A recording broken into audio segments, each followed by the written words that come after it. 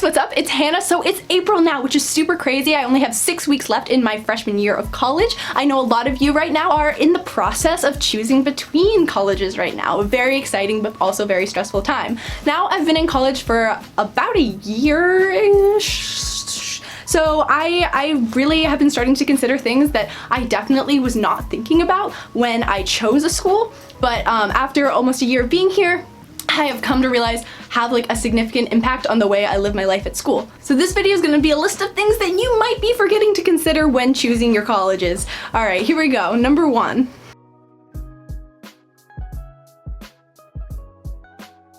Okay, so I know what you're thinking. Hannah, obviously this is something I'm going to consider. Every school has different tuition numbers, different housing costs. I've gotten different scholarships from different places. Obviously I'm considering how much I'm going to spend there. But actually, that is not what I'm talking about. I'm talking about the amount of your personal money that you're going to spend once you're on campus. I personally go to a school in a rural area in a big college town, so whenever I spend money, it's on campus. Like, I totally believe that I could get through an entire term here without spending more than $10, $20 of my own money, and that would just be like spending money on things at CVS or something like that. And that's just because, as I said, I live in a college town. All of college life is heavily focused on campus. I have a lot of friends who go to schools in cities and they spend so much money every term on clubs and restaurants and shows and all this other stuff, whereas here on my campus, all of that stuff is pretty much covered. Plus, because my town is basically my school, we get a pretty decent amount of student discounts or like connections with like the restaurants and stuff.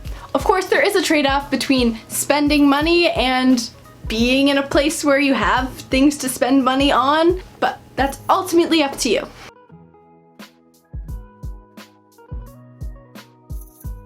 The alumni network that you get from a school was something I definitely was not considering when I was looking at schools and choosing a school, but after thinking about this more and more and even talking to my friends here, we all agree that that is something we've hugely come to value. Having a strong, excited network of alumni that wants to reach out to you and they want to work with you, it helps so much. My friend over our Christmas break, she just hit up the alumni network, found somebody who was interested, who does what she's interested in, and was just like, hey, can I shadow you for a day? And it was like a big yes. She had a lot of fun doing that, and it was great.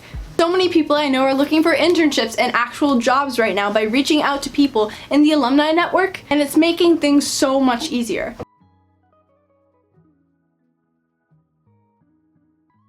The party scene. So yes, your school may be more or less known for having something like Greek life, but is that where the only social scene is? Or is it all in Greek life? Is it all dorm parties? Is it bars? Are you gonna have to buy a ID? Let's be honest, party life is a very relevant and significant part of the college experience. How are you gonna be spending that part of your life here? If the college party scene is something that you expect to participate in, what kind of environment do you think you'd be most comfortable doing that in? And what kind of college experience are you looking for?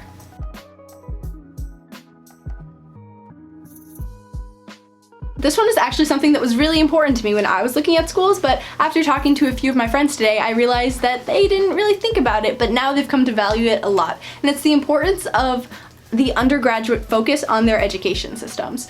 I go to a school with a little over 4,000 undergraduate students and only about 2,000 graduate students. Because of the fact that the undergrads entirely outnumber the graduate students, we are given priority, to be honest. We have so many resources and opportunities available to us, and we don't have to worry about competing with graduate students or being overshadowed or overlooked. No, schools with an undergraduate focus want the undergrads to be doing the work and making the discoveries and building the things.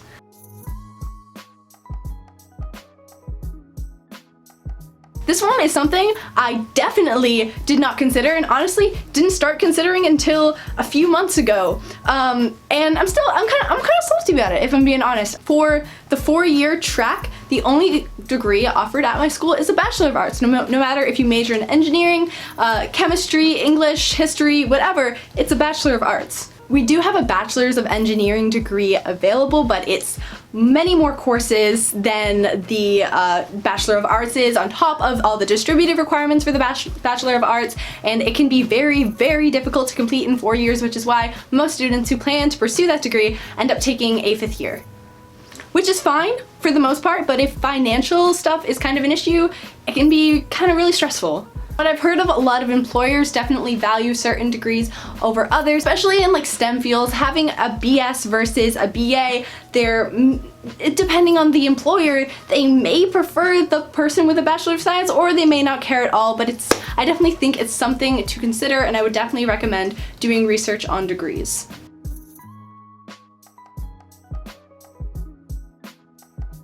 The bubble. So what do I mean by the bubble? Well, as I've mentioned a few times in this video, I live in a college town, so everything here pretty much is the college. So I definitely feel like I live in a bubble, but I don't think it's a negative. At least for me personally, I think that living in a bubble really focuses me to entirely zone in on my work while I'm at school.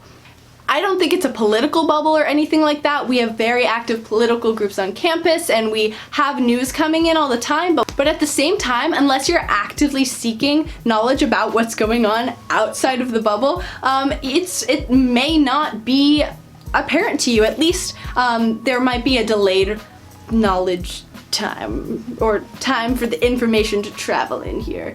That was weird wording. I think it really helps you focus on what you're here to learn while you're here.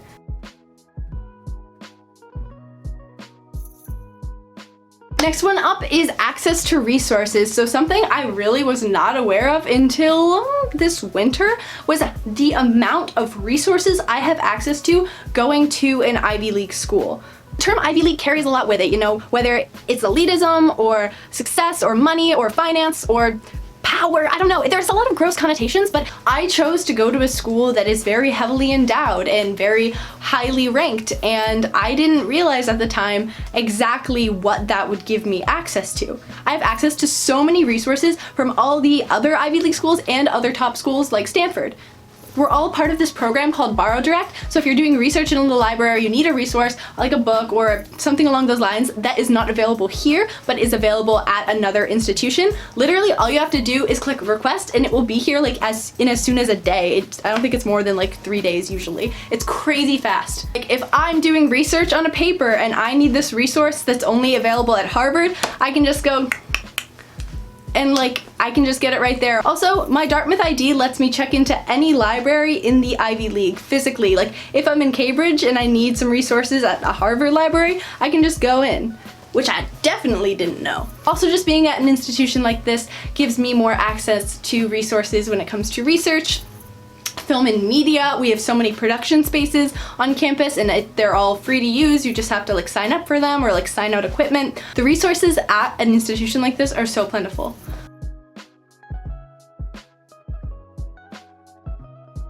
And this last thing that you forgot to consider when choosing a college is transport within campus. As for transport out of campus, do you want it to be easy to get home, or do you want that little transportation barrier to separate you from your home life, to really force you to be on your own and grow? Or do you want to be able to go home on the weekends and see your family? That is something that you should consider. As for transport within campus, how long does it take you to get from the farthest end of the campus to the other end of the campus? For me, on a bike, it's like 10 minutes max. Walking, it's 15 to 20, which I love.